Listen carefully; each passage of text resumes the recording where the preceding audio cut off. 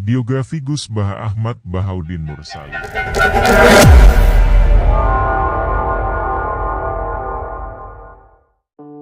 Kiai Haji Ahmad Bahaudin Nur Salim atau dikenal juga dengan nama Gus Baha lahir 29 September 1970. Beliau adalah ulama kelahiran di Rembang. Gus Baha menikah dengan Ning Winda, seorang pesantren Sidogiri Pasuruan.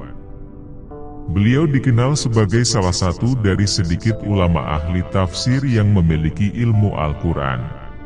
Dan beliau juga merupakan murid dari seorang ulama besar penuh harismatik, Kiai Haji Maimun Subair.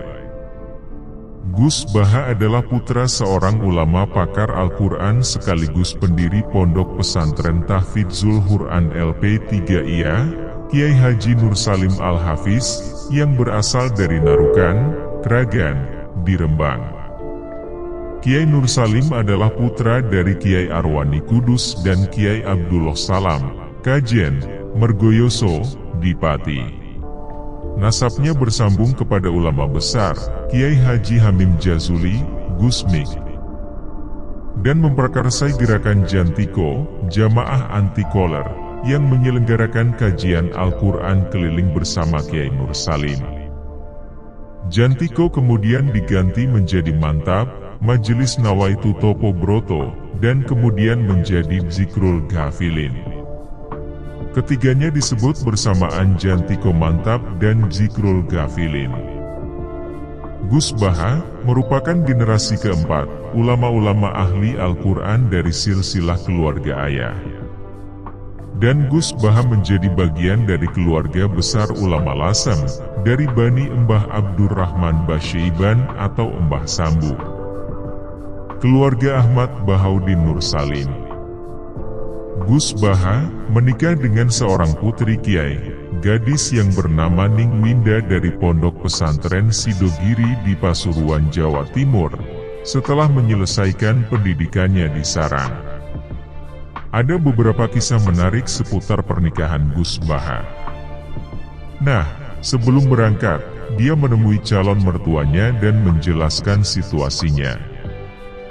Beliau mengakui bahwa hidupnya bukan hanya kehidupan model yang glamor, tetapi juga kehidupan yang sangat berarti. Dia telah berusaha meyakinkan calon mertuanya tentang pernikahan yang akan datang. Tentu maksud beliau agar mertuanya tidak kecewa suatu hari nanti. Namun mertuanya hanya tersenyum dan mertuanya hanya mengatakan, "Klop, alias sami mawon kalih kulo, sama saja dengan saya." Kegigihan Gus Baha ditunjukkan saat beliau berangkat ke Pondok Pesantren Sidogiri untuk menyelesaikan upacara akad nikah yang telah direncanakan beberapa waktu yang sudah ditentukan. Gus Baha berangkat sendiri ke Pasuruan dengan naik bus ekonomi. Sederhananya beliau adalah kebetulan, namun merupakan hasil didikan ayahnya saat masih kecil. Gus Baha memutuskan untuk hidup sendiri bersama keluarganya setelah menikah. Gus Baha tinggal di Yogyakarta. Selama tinggal di Jogja, beliau menyewa rumah untuk ditempati keluarga kecilnya. Sejak Gus Baha tinggal di Yogyakarta, beberapa pengikutnya di Karangmangu menyatakan keinginan untuk bertemu dengannya. Akhirnya mereka menyusul Gus Baha ke Yogya, dan mereka rela urunan atau patungan untuk menyewa rumah agar bisa dekat dengan rumah beliau. Tidak ada tujuan lain selain bisa mengaji dengan beliau. Ada kurang lebih 5-7 santri Mutahorijin Al-Anwar atau MGS yang pernah ke Yogya. Sesampainya di Yogya, di sekitar rumah Gus Baha, banyak masyarakat yang ingin mengikuti ngaji kepadanya. Keilmuan Ahmad Bahaudin Nur Salim. Gus Baha sejak kecil dididik belajar dan menghafalkan Al-Quran langsung oleh ayahnya dengan tajwid dan makhorijul huruf secara disiplin. Hal ini sesuai dengan karakteristik yang diajarkan oleh gurunya, Kiai Haji Arwani Kudus. Karena disiplin inilah, Gus Baha, saat muda mampu menghafal Al-Quran 30 juz serta qiraahnya. Menginjak usia maja, ayahnya menitipkan Gus Baha untuk mondok dan berkhidmah kepada Syekhina Kiai Haji Maimun Zubair di Pondok Pesantren Al-Anwar Karangmangu, Sarang, Rembang. Pondok Al-Anwar tersebut berada sekitar 10 km arah timur dari rumahnya. Di Pondok Pesantren Al-Anwar, keilmuan Gus Baha mulai menonjol seperti hadis, fikih, dan tafsir. Gus Baha mampu menghafal Sahih Muslim dengan matan, rawi, dan sanadnya. Selain Sahih Muslim, beliau juga menghatamkan dan hafal isi kitab Fathul Muqin dan kitab-kitab gramatika bahasa Arab seperti Imriti dan Alfiyah Ibnu Malik. Menurut sebuah cerita, hafalan Gus Baha yang banyak menjadikannya sebagai santri pertama Al-Anwar dengan jumlah hafalan yang banyak. Saat menjadi pengasuh di pondok, banyak warga Yogyakarta yang merasa kehilangan atas kepulangan Kenarukan. Setelah itu, santri kembali sowan dan menyatakan keinginan untuk kembali ke Yogyakarta, dan Gus Baha pun bersedia, namun hanya untuk 1 bulan saja.